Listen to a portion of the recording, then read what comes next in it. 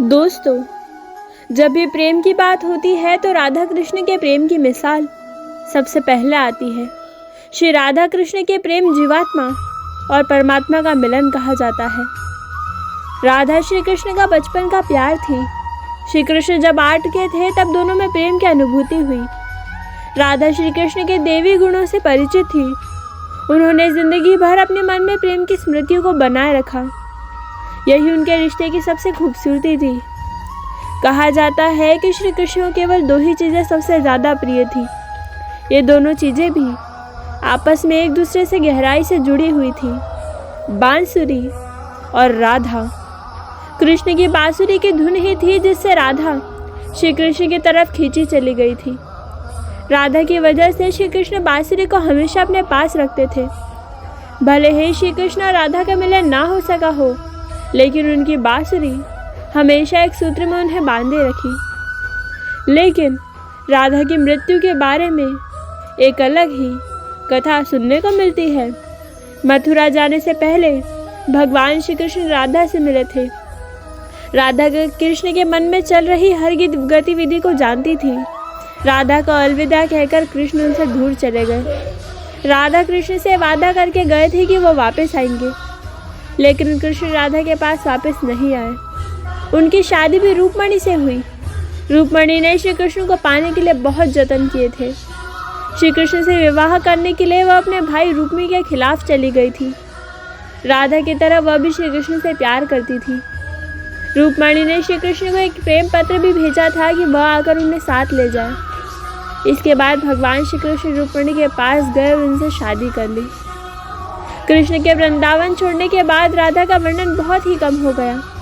राधा और कृष्ण जब आखिरी बार एक दूसरे से मिले तो राधा ने कहा कि भले ही वह उनसे दूर जा रहे हैं, लेकिन मन में कृष्ण हमेशा उनके साथ रहेंगे। इसके बाद कृष्ण मथुरा चले गए और कंस से बाकी राक्षसों को मारने का अपना काम पूरा किया। इसके बाद प्रजा की रक्षा के लिए कृष्ण द्वारका चले गए और द्वारकाधीश के नाम से लोकप्रिय हुए। जब कृष्ण वृंदावन से निकल गए तो राधा की जिंदगी में अलग ही मोड़ ले लिया। राधा की शादी एक यादव अयान से हो गई। राधा ने अपने दाम्पत्य जीवन की सारी रस्में निभाई और बूढ़ी हुई, लेकिन उनका मन तब भी श्री कृष्ण के प्रति समर्पित था। राधा ने पत्नी के तौर पर अपने सारे कर्तव्य पूरे किए, ताकि दूसरी तरफ वो श्री कृष्ण के अपने देवी कर्तव्य निभाए।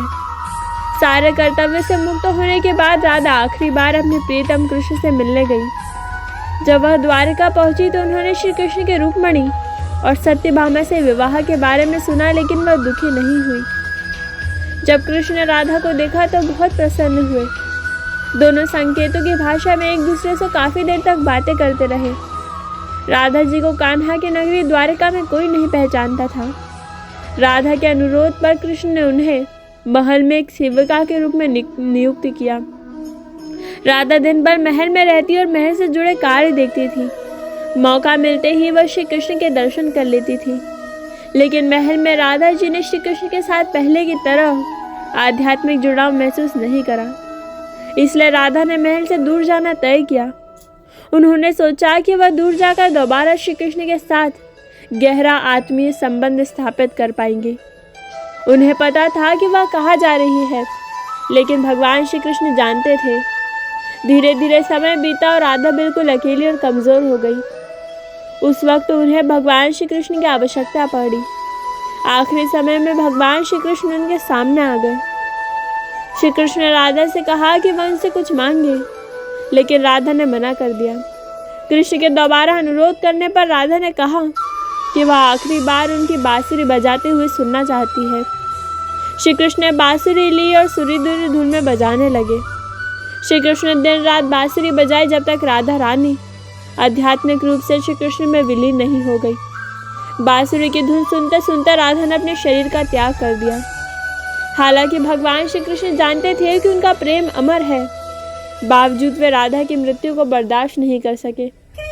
कृष्ण ने प्रेम के प्रत्यात्मिक अंत के रूप में बांसुरी तोड़कर झाड़ी में फेंक दी। इसके बाद श्री कृष्ण ने जीवन भर बांसुरिया को यज्ञ वादक यंत्र नहीं बजाया।